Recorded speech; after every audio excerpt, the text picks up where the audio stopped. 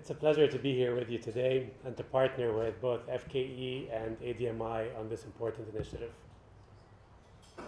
Jacqueline spoke earlier about skill shortages being global. I want to emphasize that, from Nexford's perspective, we are a US-based university. The skills shortages are indeed global. Having said that, Africa has a specific advantage over all other continents, and that is your young population. So when you think about skills shortages being a global issue, that issue is amplified when you have an aging population, right? Imagine countries like the UK and the US over the coming decade, majority of their populations are going to be over the age of 50. 10 years from now, the majority of the world's workforce will come from Africa. Even 6 years from now, by 2030, over 50% of the world's workforce is going to be actually from Africa, more than from China or India, as in like a working age population. That's a huge advantage you have over other markets. So we need to address the skills shortages, yes, but at least you have the people to do so.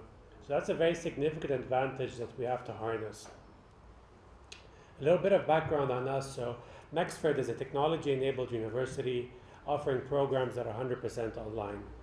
We are designed from scratch for a global audience. So despite being US-based, we're probably the first American university in the world to be designed from scratch for a global audience, and specifically to offer in-demand skills and to offer people around the world the opportunity to earn those in-demand skills as well as recognized and accredited credentials. The reason we exist is to bridge these gaps that Jacqueline spoke about earlier and these gaps that exist from across the world. Gaps between employers and talent. In designing our curriculum, we've analyzed over 30 million job vacancies across the world, and we continue to analyze job vacancies on an ongoing basis to understand what are the skills that employers are looking for. We survey hundreds of employers across the world in a similar initiative to the one we're talking about today. We've done all across the world. Having partnered with employers over the past years, there are 3 specific learnings that I'd like to share with you today. The first is employers who invest in upskilling their teams outperform employers who do not. Their revenues are higher and their profits are higher. The second is employers who invest in upskilling their team members have much higher employee retention rates. On average, over 30% higher employee retention. And in Africa in particular, we know migration is an issue. More and more people are leaving the continent. In West Africa, perhaps a bit more pervasive than East Africa, but that's going to continue being a challenge. So employers are now having to compete with employers across the world, and that's a concept that is a very serious one. So we need to think about, if you're whether it's Safaricom or ABSA or a much smaller organization in Kenya today, you are competing against companies in Texas and California and Australia and the UK. If you're a bank, you're competing against a software company in California. That's a really important concept for employers here to realize and to adapt to. So normally people think about their competitors as ones being in the same industry or even the same geography. But that's no longer the case. Because of the global workforce and because of the growth in remote talent, employers are competing against folks they never imagined they'd be competing against. Why would a bank in Kenya compete against a software company in California? They have nothing to do with each other, right? But they do. They're all competing for the same talent. So that's a huge issue that employers here need to recognize and figure out, okay, what are we going to do about that?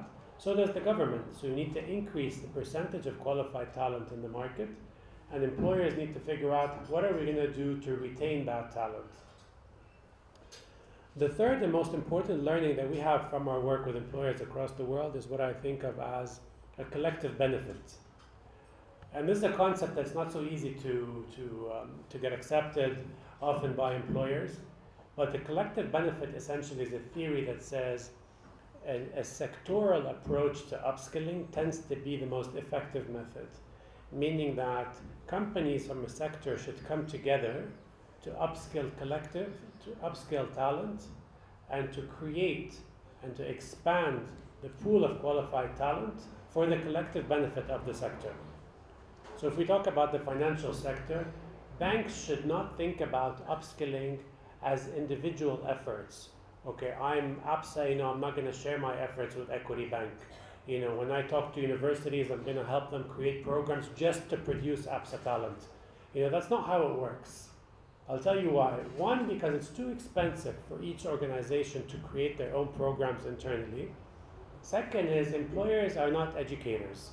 Many of them are trying to become educators because they're not happy with the product that they're getting from traditional educators, but that's not going to be the long-term solution. So it's too expensive. Second, it's not sustainable. But third is that creates unhealthy competition where employers are poaching talent from each other and finding various levels of qualifications that vary very significantly. So one bank may have qualified talent, another bank may have completely unqualified talent. So the only way to get qualified is to poach people from that sector.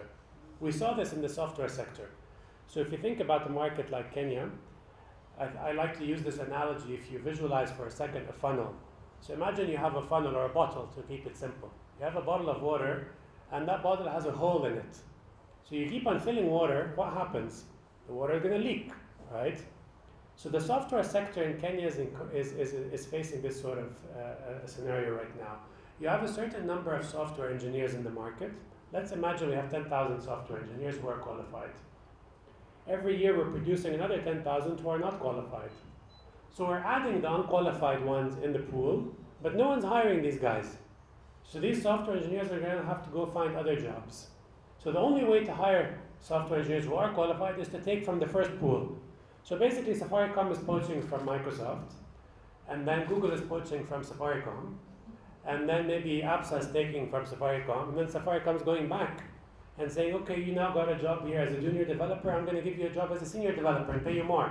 But I'm the same guy that was there 6 months ago as a junior developer. But now I'm just going to pay you more to bring you back. So essentially, you have this leak. So we keep on adding people, but the talent pool is not expanding because they're just leaving as soon as we add them because they're not qualified.